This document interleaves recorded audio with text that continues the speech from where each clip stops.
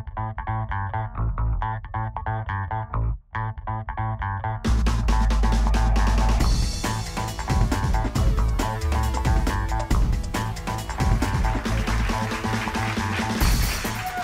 time is it? It's prime time. Welcome to another edition of Primetime Sportz. I'm Jared Oliver. And I'm Homero de la Fuente. The Georgia State men's basketball team played their final exhibition game against Shorter University. Junior R.J. Hunter recorded a double-double of 20 points and 10 rebounds to lead Georgia State to an 89-58 exhibition win over Shorter on Monday night at the GSU Sports Arena. Hunter finished 7 of 15 from the floor and 5-6 from the free throw line, dishing out 6 assists and swiping 4 steals in 28 minutes of action. Senior Ryan Harrell added 21 points, 7 assists, and 4 rebounds on 9 of 17 shooting. In his 2 exhibition games, Harrell scored 48 points, shooting 67.7% from the floor.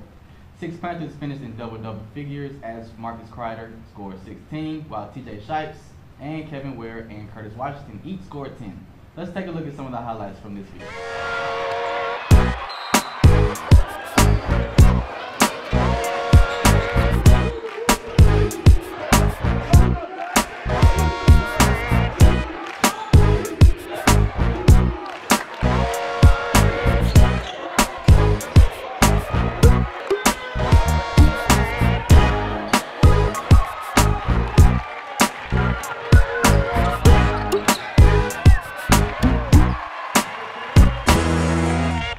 Georgia State's women's basketball team performed well and finished the game beating the Montevallo Falcons in their first and only exhibition game, 99-60.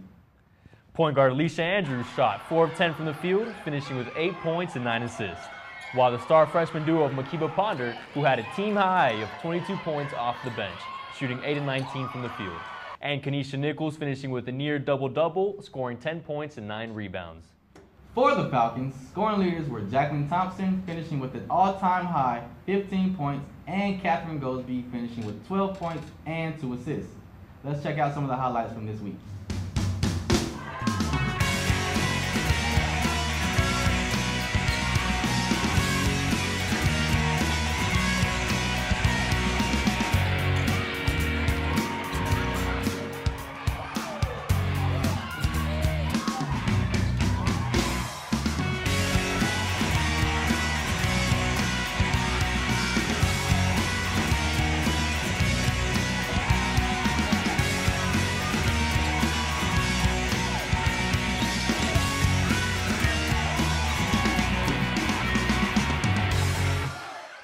All right, and closing off our segment, tell them what's next, Jared. Getting closer to the end of the year, the college football rankings are becoming more of an analytical and critiquing conversation. Coming up next, we have the 3 Musketeers, Darian Amos, Marcus Green, and Rashard Milligan. I would have found something better than 3 Musketeers. The 3 Musketeers? Come on, Highlight Reel. That's the best y'all could come up with? Welcome to our very first edition of Sports Talk, debating all of the hottest issues in today's sporting world.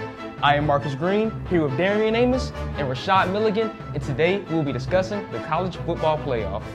We are under a month until the final results of the college football playoff come out, and for the first season, today we'll be discussing who do we have in the playoff. So let's jump right into it. Who do you all have in the playoff? Darian, you go first. Well, I have Florida State at number 1. Number 2, I have Oregon. Number 3, I see Alabama getting in. And number 4, I take TCU. And Rashad? Well, on my 4, I have Florida State number 1. Number 2, I have Mississippi State. Number 3, I have TCU. And number 4, I have Alabama.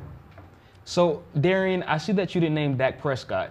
I'm sure that he's going to have a lot to say about why you didn't have Mississippi State in your top 4. Could you tell us a little bit why?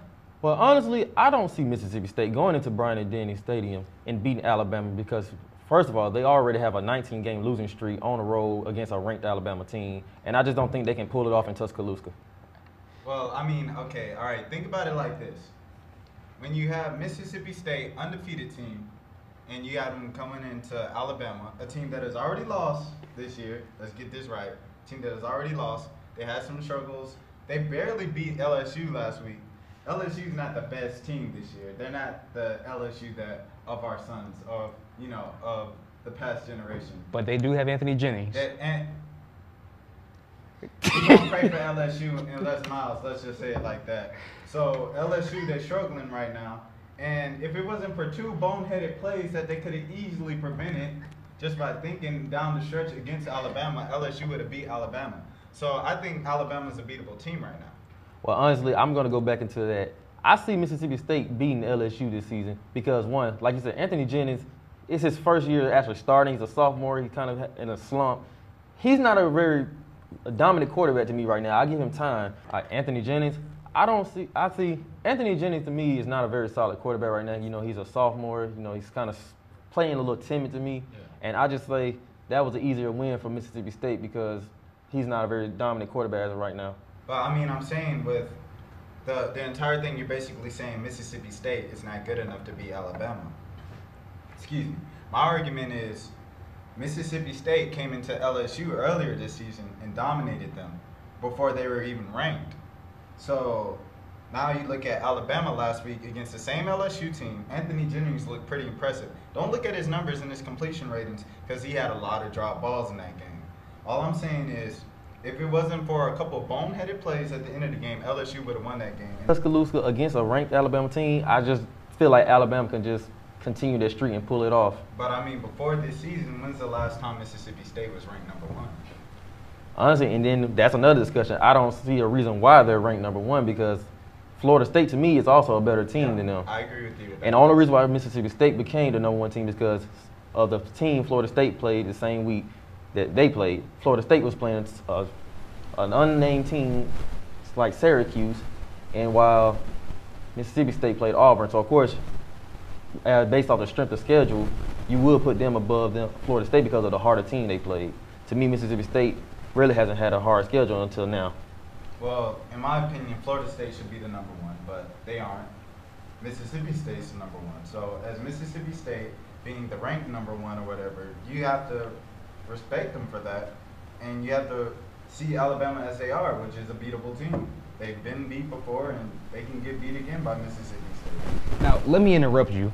Yeah. You all keep talking about how the SEC is beating up on each other internally. Yeah. Do you think that this constant beating will knock them out of the college football playoff for good? No. I believe it really can. Just depends on how it turns out because let's say Mississippi State does go in and beat Alabama. They have to turn around and play Ole Miss later at the end of the season. Yeah. Ole Miss is ranked down under the top 10. I see them knocking Mississippi State further out of the rankings and that not in the top 5 after that. So I don't see them that happening because Alabama will have 2 losses. Ole Miss will have a loss. Then Mississippi State losing to a lower ranked team will push them further back. So I really do see that. And then Georgia already with 2 losses. And then they have played Auburn this weekend. So I feel the way the SEC is playing out, it's a possible way they could knock each other out of the playoffs. Well, Marcus, I don't believe so personally because you have to. It all comes down to one thing: the media bias. Everybody's always going to talk about the SEC being the most dominant conference in the country or whatever every single year. So I believe since the SEC faces the best teams, the best competition, and you still lose to those guys, you can't really count that against them because when you're facing the best, someone's going to have to lose. Both teams can't win. Definitely, definitely. Now, let's take it out west. Out in the Pac-12, Oregon, they look to win out their remaining conference games. But in the conference championship, they look to take on Arizona State. Do you believe Oregon can beat Arizona State and come out of the Pac-12 as the second college football team in the playoff? Honestly, I believe they can because Mariota, he's been playing very great. He's a Heisman candidate. I really believe he can carry Oregon past Arizona State. I believe Oregon can beat Arizona State. It's more so of the fact that they lost. A team like Oregon, with their strength of schedule, they're a team that's going to have to win out, in my opinion, for them to be in the Final Four. And also, I believe the key to Oregon's success to being in the Final Four is that they lost early in the season. Any losses around now, you basically are risking your chance of being in the playoffs. Definitely, especially when you're in the Pac-12. Especially in the Pac-12. Yes. Well, that's all that we have for today. The college football playoff so far has had many heartbreaks, and this year we suspect to see a lot more. Thank you for tuning in to Sports Talk. I'm Marcus Green here with Darian Amos and Rashad Milligan, and we will see you all next week. In our final segment, we're moving on to professional sports. Although it's still early on in the NBA season, there is already speculation that things in Cleveland aren't going as well as expected. After their slow start, rumors are already swirling in Cleveland.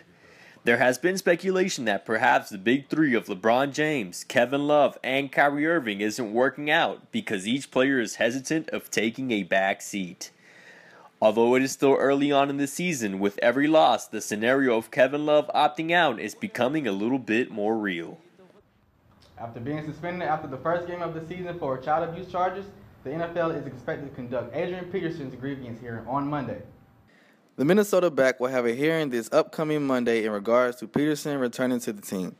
Due to the players' union, Adrian Peterson entered the non-injury grievance regarding when his paid leave on Commissioner Roger Goodell's exempt list would end. Peterson has been on the list since September 18th following the indictment for felony child abuse in Texas. Commissioner Goodell stated in August that there would be more rigorous penalties for players who are involved in domestic violence incidents following the Ray Rice episode.